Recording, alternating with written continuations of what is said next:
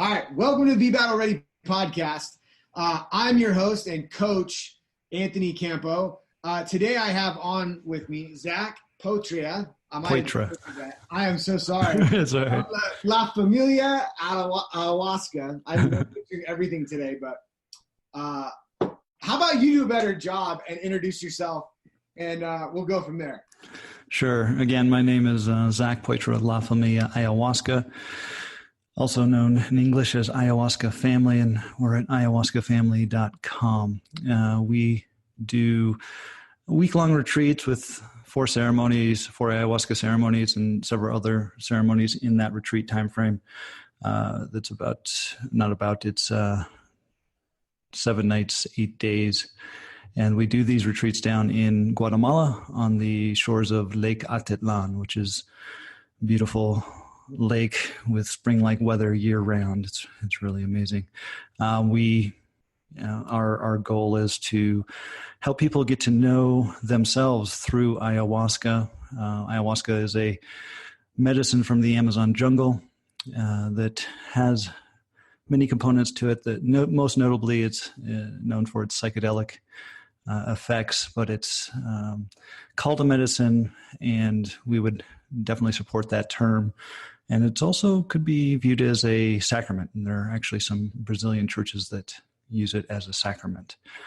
We tend to work with professionals, very mainstream in our audience or our retreat guests. We do work with a lot of entrepreneurs and business owners as well. Awesome. Yeah, we're going to have to dig into this because, I've heard of things like, off of TV documentaries and stuff, but tell me a little bit more about, where does this come from? Who are the first people to use this? Yeah, there's recently actually there was some archaeological finds or an archaeological find where they found a pouch that contained ayahuasca, coca leaves, and I believe huachuma or San Pedro, which is a cactus, which also has psychoactive effects. And that was 5,000 years old is what they dated it. So ayahuasca's been around largely in the Amazon basin for quite some time. And again, it's used as a medicine and a diagnostic tool for shamans in the jungle down in South America. And the countries that use it right now would be Peru, Ecuador, Colombia, Brazil, and Bolivia to a certain extent. Awesome. How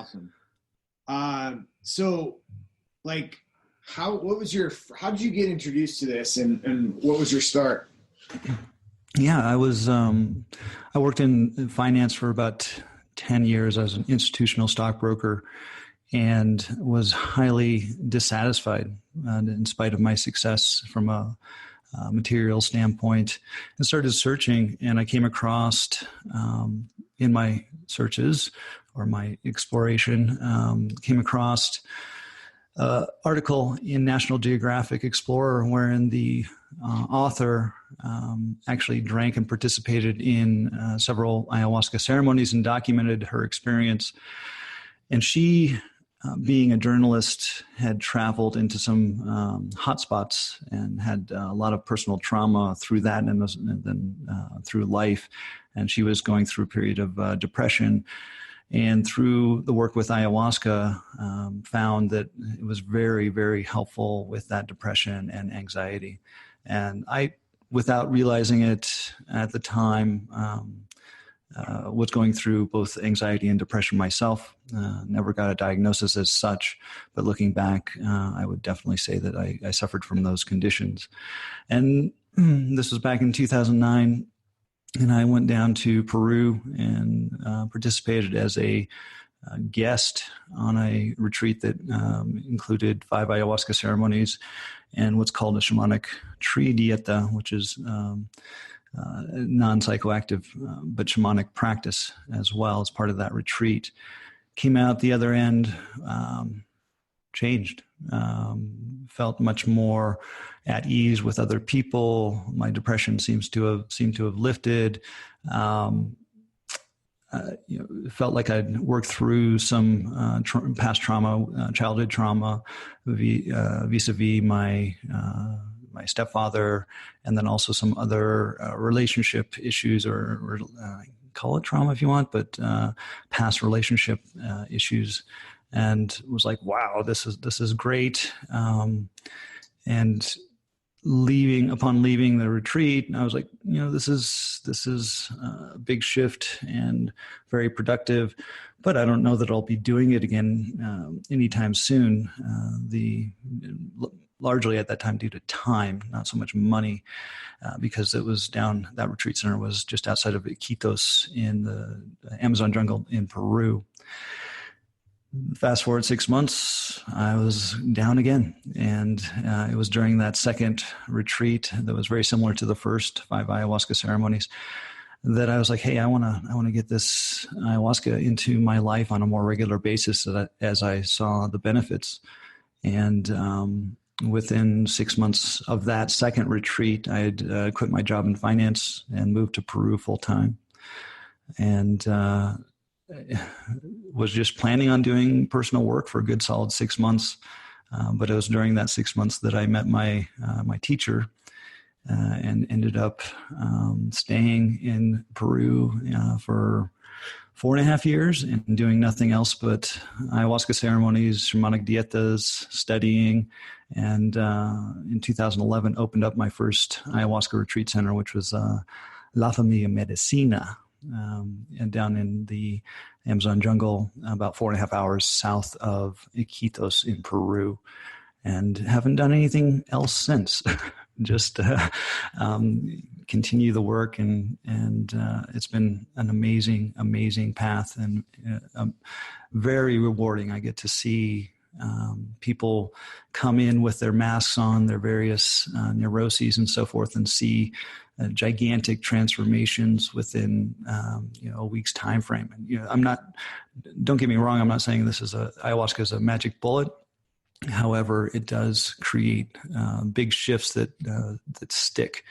Unlike, I had some experience early on in life with LSD, mushrooms, and my drug of choice, my habit was cannabis.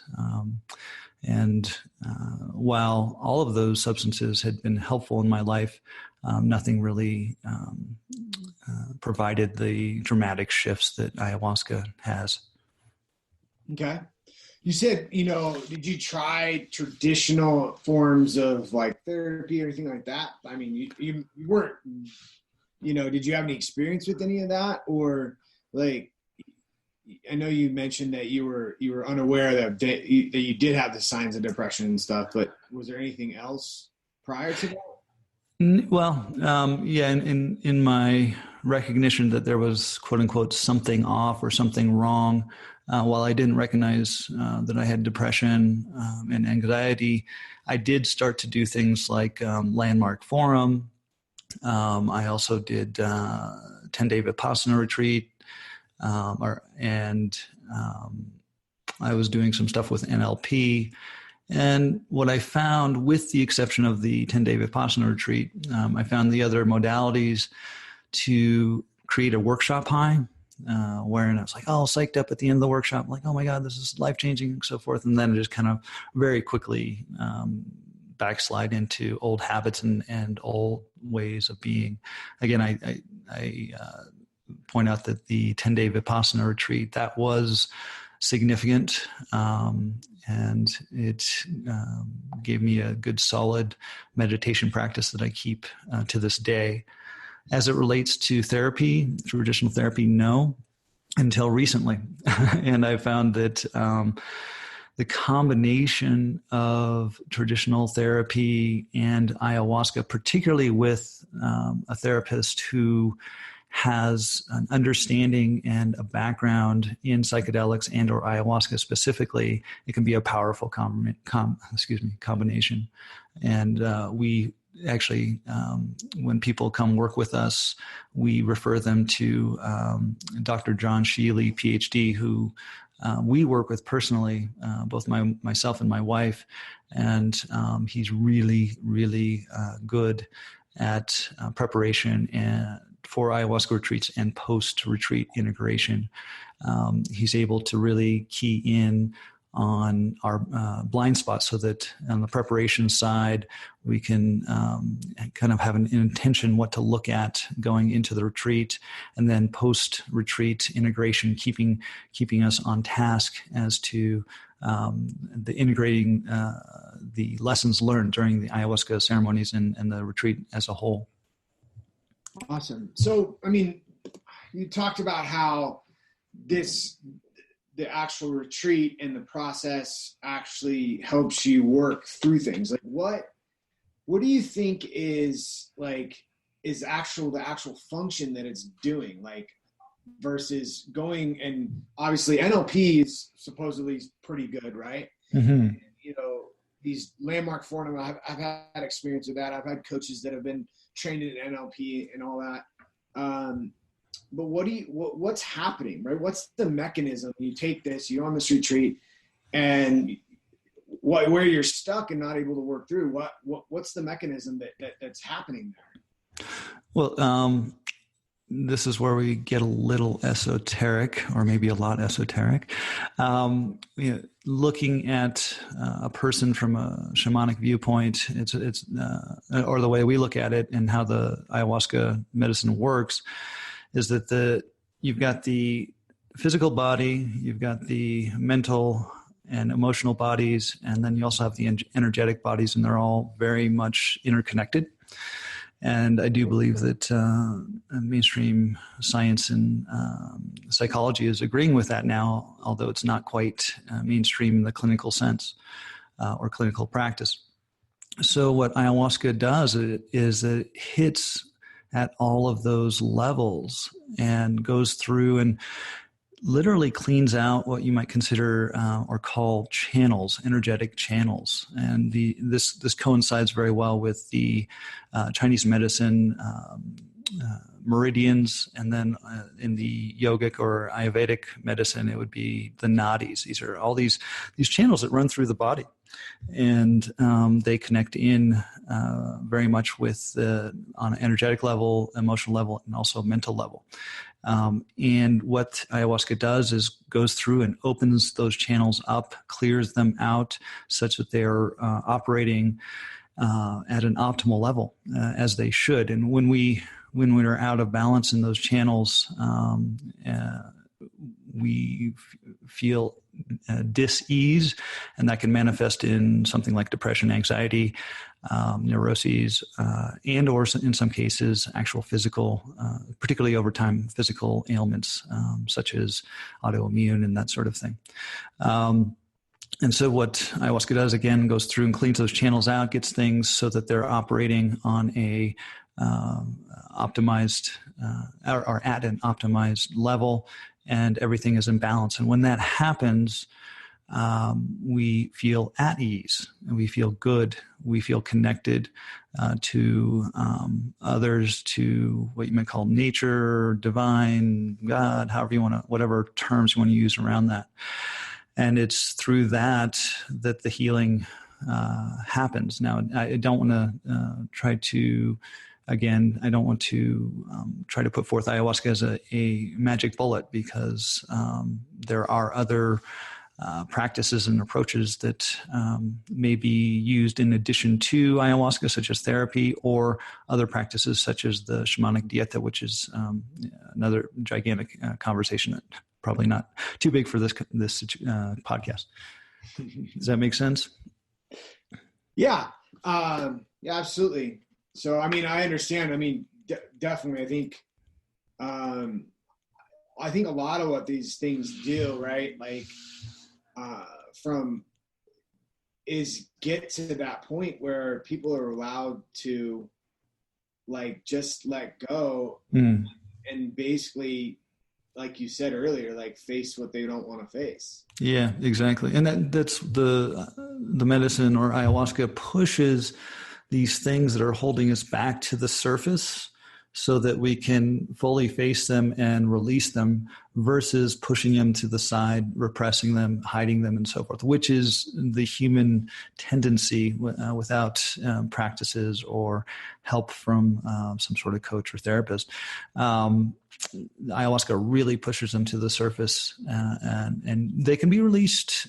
There's a lot of talk about how the purge, that is throwing up or going to the bathroom as being a purge, is a representation of that release. That said, it doesn't need to be released in that sense or in that manner, but sometimes that's the most effective way.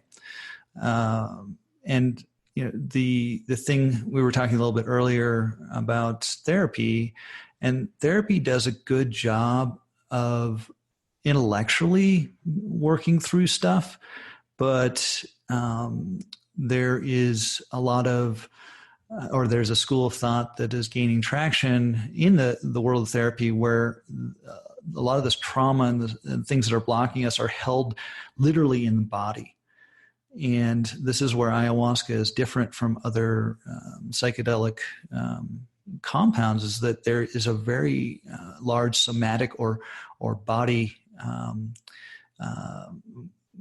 movement of this energy or this emotion that other psychedelics don't quite do. I would, with the exception of, say, Iboga or San Pedro or peyote, which are the two cactuses. They also have a somatic component. So therapy is great for, again, intellectually understanding and releasing these traumas, but it lacks the somatic portion. There are somatic therapists who are good at helping people through that, but those are in the minority. And we have worked with several people who have done a lot of therapy, and they're like, I think I've gotten through this, but I'm not quite sure. And sure enough, ayahuasca kind of takes it home, so to speak. And oftentimes there is a somatic component where they're like, oh, there's some sort of release here in my chest. And that was that trauma that I had been working with around my childhood abuse or what have you. And so that's where ayahuasca really comes in and hits again at the intellectual, the emotional, physical, and energetic levels. Very holistic medicine. Awesome. Yeah. And what like, I know that there's been a lot of talk, obviously tech world, right? Microdosing LSD, and then also like, I remember, I think I seen Rogan, I don't know if he's talking about ayahuasca or one of the other psychedelics, and he was talking about the benefits. It seems like, to me, from what I hear about it, is that it helps that, like you were talking about, traditional therapy deals with intellectually, mm-hmm. but our minds are not able. Our minds are so dominant over the rest of our body, right, in our lives, that we're not able to get out of our head. And basically, it seems like it allows your heart's consciousness and your subconscious to come out, right? It shuts down the conscious mind, and does something with that, and then allows that to come out so that it could surface those things. Exactly. That's exactly right. And it's done on top of that. This is where the ceremonial aspect comes into play. The ceremony is set up such that people feel safe and are held and taken care of, such that these things can be released. That is not often the case out in the standard, quote unquote, real world. The therapeutic situation maybe, but it's, it's a different deal when we're like, okay, this is a safe place for you to work through whatever comes up through the medicine and through this in the ceremony. And that's a big component that really, I think, if you really kind of pin down a therapist, they'll be like, yeah, the ceremony is really important, in spite of, the Western lineological viewpoint can often overlook that. Yeah. I think Western, I took Eastern concepts of healing and health in college. And, one of the things was great to learn about that stuff, but it seemed one of the things with Western thought and Western, medicine and science is that it's not 100, like this, undiscovered truths are still truths, even though science hasn't proven them. You know what I mean? Right. So we find that stuff out all the time. But yeah, awesome. Yeah. Cause we took a retreat in college to a Zen Buddhist camp in California. Mm-hmm. And, they're like, you're not eating meat for a whole weekend. You guys are going to get up and, meditate at 5 o'clock in the morning and then meditate before you go to bed. And we had this like long kind of therapy session where everybody came out crying and stuff. And I came back from that and I was like, I never felt, I don't know, like I never felt lighter. I never felt more awake, like connected, all this different stuff. And it was amazing. And I was trying to recreate it on the outside, but it was tough, so. Yeah, that's why a discrete or a definitive retreat of any kind is exceptionally helpful for working through this stuff. And again, we're not La Familia Ayahuasca is not of the opinion that everyone should take ayahuasca.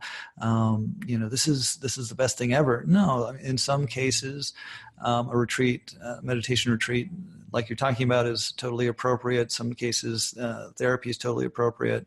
Some cases, a combination of all of the above. I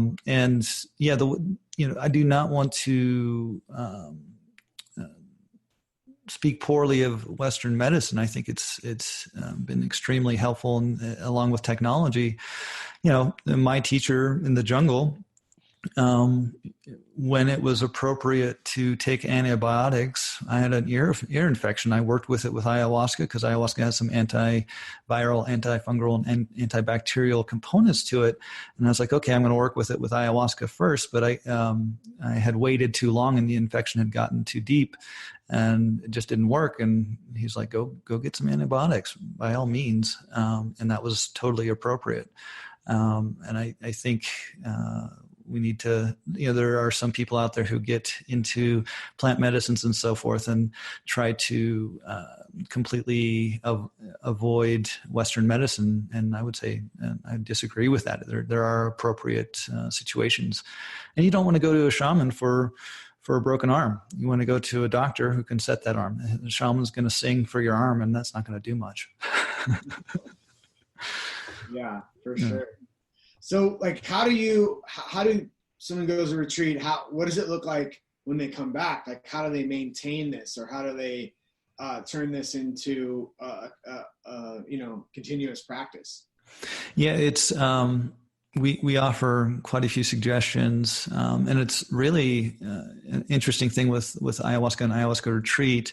After you do a series of ayahuasca ceremonies, there's a sweet spot, this 2-week window where it's a great time and an easier time to implement new practices or reinvigorate old practices. It's just the pumps are primed.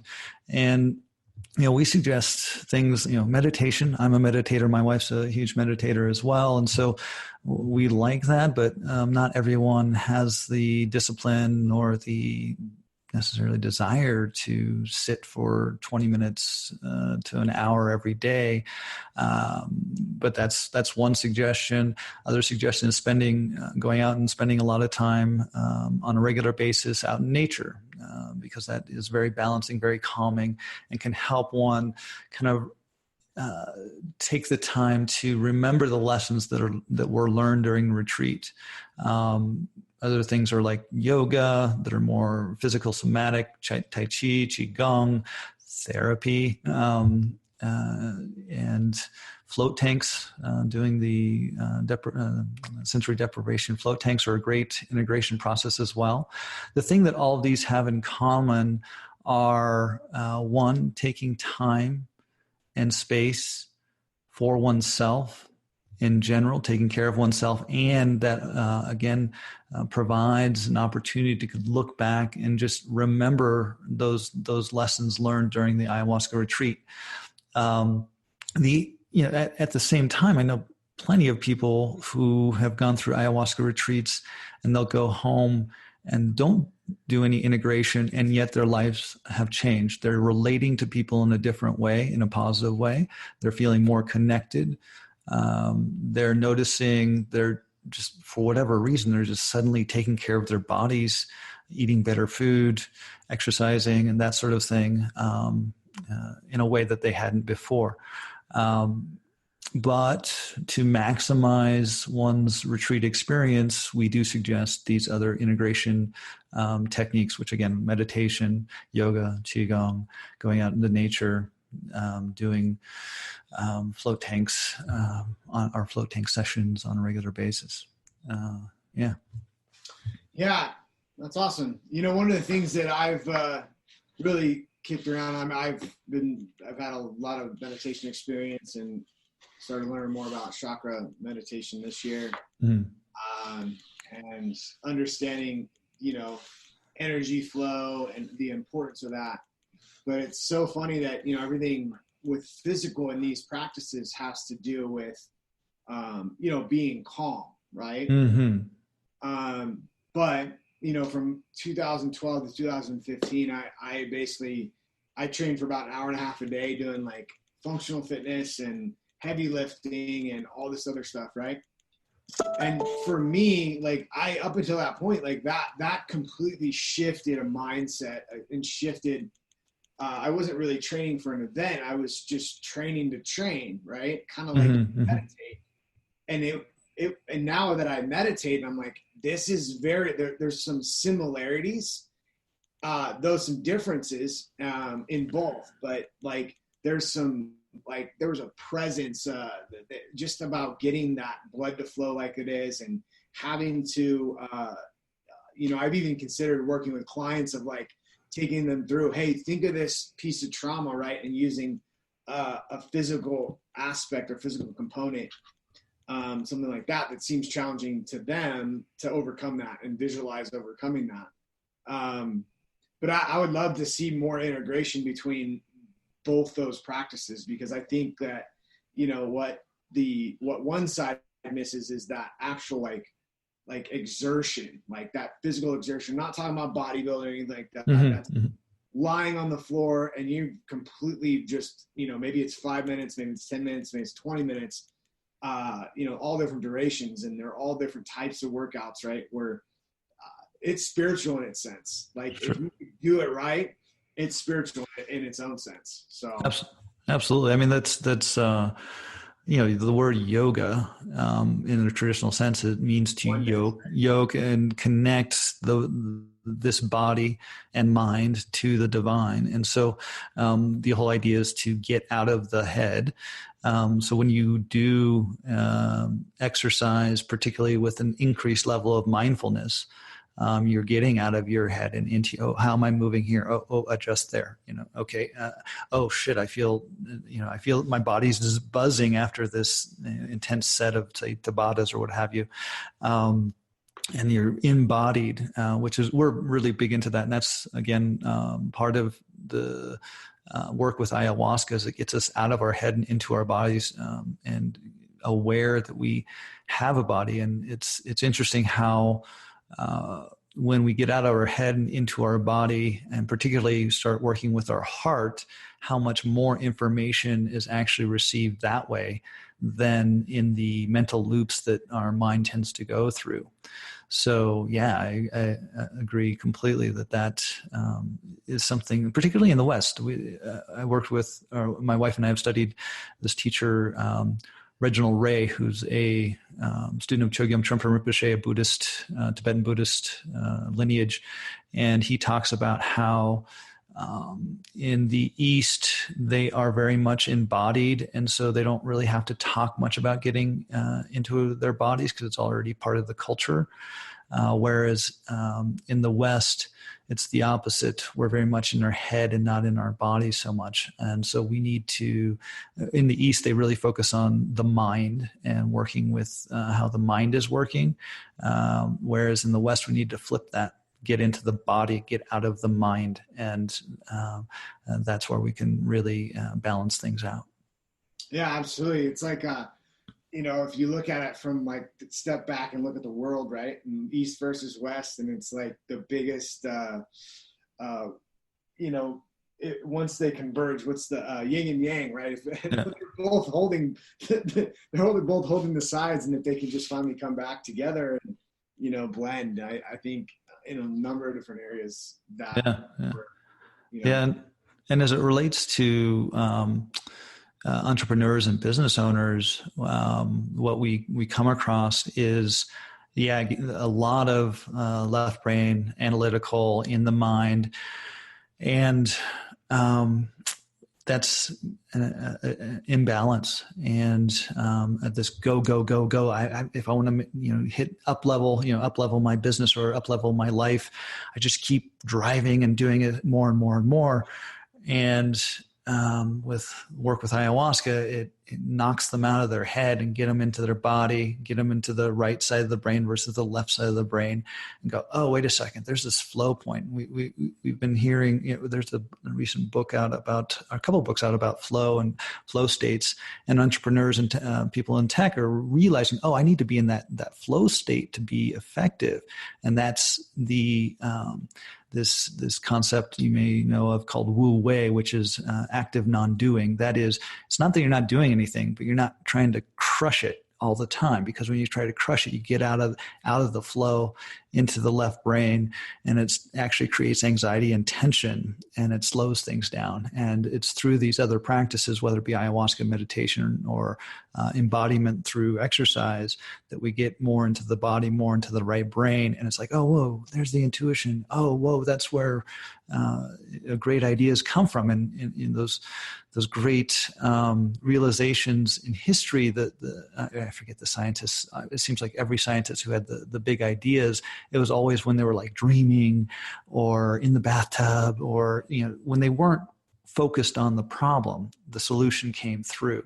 When they were trying really hard to figure it out, everything tightened up and nothing happened, or they just got stressed out and burnt out. Oh, absolutely. Like, I know a lot about this. I talk a lot about this with, my coaches and all that stuff. But yeah, I mean, I remember like July was a full month of it. It was crazy. Right. And, it's like you get into something else, triggers what's happening or whatever, and you get out of it. And it's like, damn, like, that's what I was experiencing back in the day when came out of that retreat. It's amazing. It's just a great state. The thing that especially with me, I'm like, man, it just doesn't feel like, growing up how we're growing up in the West, and, how we're taught. It's like, it doesn't seem real, right? It doesn't seem like it's something you should rely on. And, I know that the times that I've done those things, and, it's a scary thing to do, You mean what doesn't seem real?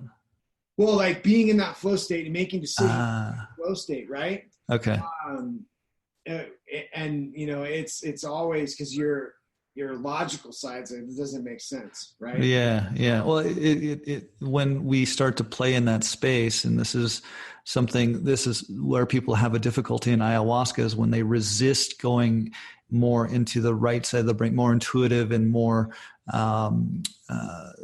body focused states, which is exactly what we're talking about, flow state. That's the mind or the ego getting pissed off when they resist. They're like, no, the mind or the body is resisting because it knows that it's going to lose its job. And it crazy. Hates that. I've looked at religion, and like, especially like Christianity and all that stuff about this, because like I see a lot of correlation of like, okay, well, repent, because now you have to get into that heart, right? Get into that, you have to go through the truth. Mm-hmm. Right? Mm-hmm. And I've been a part of programs and stuff that it's like, look, I mean, Landmark's a lot like that, right? We talk about how do we, the high of Landmark, right? But what do they get you to do? They get you to face the truth, right? Mm-hmm. Mm-hmm. And I mean, they all have these similar components and stuff, so it's just interesting to me. Something behind the scenes I don't talk to many people about, but yeah, I can see the correlations there. Yeah. Well, and when we face the truth, and when we clean up these past traumas and so forth, there's some fear out there, and the ego is the one that is bringing up the fear. Is that, well, then I won't be myself anymore. What will I be? And that's like, oh my God, I have such a strong identity with my current self, even no matter how fucked up it is. That there's fear there. And what happens through ayahuasca, again, meditation, all these practices, deep prayer, it's facing the truth, work cleaning up these past traumas and becoming more our authentic selves. And this goes back to entrepreneurs and business owners. Authentic people attract others. Authenticity in our society is a rare commodity. And so in our experience with working with entrepreneurs, is they're like, whoa, man, suddenly people are attracted to me and we're doing more business than ever. And I think it's just because I'm more myself. I'm not putting up any kind of mask anymore. I'm not posing anymore. I'm more me. And it's like, yeah, that's right, because you're now more open, more vulnerable, and people are like, whoa, that's scary to do, and I want to know how this guy is doing that, or I want to be around that energy. It's funny. Do you know who Stranger Things, the TV show Stranger Things? I haven't had a chance to watch it. Okay. There's I haven't taken the opportunity to watch it. There's an actor on there, Randy Havens, who I've been working with for over 10 years now, I think. And when he came to us down in the jungle, he was kind of famous. And each time he drank ayahuasca, he would get more and more famous. And now he's the science teacher on Stranger Things, and he's been in Godzilla, and he's been in Instant Family. He's kind of, he's not a first tier actor, but he's a character actor. And he says, look, every time ayahuasca gets me more real for those auditions, and that's what it's counterintuitive. Actors tend to think, oh, I need to put forth this fake persona. That's what they want. What they really want is authenticity. And he is, through the work with ayahuasca, has become more and more famous as time goes by. So I wonder, we talk about with actors and getting in connection with that. Heath Ledger, right? I mean, he's a class example that, got off the deep end with what he was doing OD'd. I mean, I wonder if that's part of what they're chasing, right? I know, I remember when I was younger, I'd, go through a few nights of partying with the rugby team, and I'd be like, man, and I'd just be somebody, something else would come out, right? Mm-hmm. All what I was worried about before, or, just a shift, right? You get such in that, and I can understand that with these different, from that perspective. I wonder if that's what they're chasing. They're getting into this state, and then they get hooked on this, the side effects of it. You know what I mean? Yeah. I don't know. My understanding, Heath Ledger and I guess Christian Bale, they're into method acting, and so they get as much into the character as possible. There may be, there's something I would say that's going in the opposite direction, where it's less authentic. Yeah, they're going in, and I don't know much about that aspect of acting, but it's kind of escaping, and it's like, oh, I have an excuse now to be a complete dick, and even though I'm not in the movie or on set, but that's just me speculating. I don't really know. Yeah, we don't know. So, cool. Well, awesome. So how can people get a hold of you? What do you got going on right now, in relation to, your business, your practice? Sure. Yeah. So you can find us at ayahuascafamily.com. We have quite a lot of content on there. We do a lot of podcasts ourselves, and you can find us on iTunes under Ayahuasca Family. We're on Stitcher under Ayahuasca Family. We're on SoundCloud under Ayahuasca Family. got a fair amount of content on our blog at ayahuascafamily.com as well. We're really of the mindset that we need to educate people about ayahuasca so they know what they're getting into. There's a lot of different ways to practice ayahuasca. I would say there's a great quote. There's many ways to do ayahuasca ceremony as there are to do yoga. And I actually have a free ebook available on ayahuascafamily.com that you can download, and it kind of goes through the different types of ayahuasca lineages and ceremonies, and also runs through who might be appropriate for ayahuasca ceremony and retreat and who's not appropriate. I mean, there's definitely some contraindications around ayahuasca. So it sounds like you have a sense of, like, really have a mission to keep it safe, keep people safe in what they're doing. Yeah, that's priority number one, safety, both physically and also for the person participating to feel safe. So when someone comes to us and wants to do a retreat with us, we have them fill out a fairly extensive application form, and then we have an interview, a Zoom interview, much like we're doing right now, so that we can see each other face to face, have a good conversation, see if we like each other. If we don't like each other, how much work are we going to get done, right? And so when people call us on that call, we're interviewing them and they're interviewing us. I think it's really important for participants in ayahuasca ceremonies to be able to relate and talk to the shaman and or facilitator, which makes it difficult if you go down to South America or other Latin American countries where the shaman is not speaking English, probably Spanish or Portuguese. And in some cases, they have their own indigenous language and culture that they're coming from. So it's very, so many steps removed, whereas we're offering a situation where people can relate directly to us and converse with us directly with any questions or concerns they have as the process goes on. I think that's huge is safety and trust. If you have you need those for an effective ayahuasca retreat. Yeah. I mean, I could completely understand. I mean, I remember when I was younger too, doing some plant-based and I mean, if you're not even not that mild of mind trip, like if you're not with people you trust, it's gonna be dicey at best. Yeah, dicey. Yeah. So and that's you're spot on. That's our goal, is to provide a safe, trusting, and caring environment. Our groups are small. We do only 15 guests at a time in a retreat.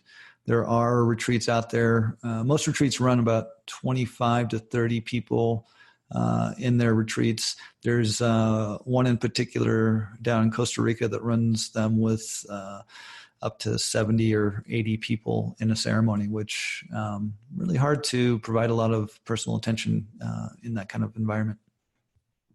Cool. Well, awesome. How can we get a hold of you? It's just your podcast, or do you have Facebook, website? Yeah, we're again Ayahuasca Family in Guatemala. You can ayahuascafamily.com is our website. info@ayahuascafamily.com is our email. Ayahuasca Family is our Facebook page, and then Ayahuasca Family is the way to find us on iTunes, Stitcher, and SoundCloud. Cool. Well, I appreciate having you on, and look forward to connecting with you soon. All right. Thanks, man. Good meeting you. All right.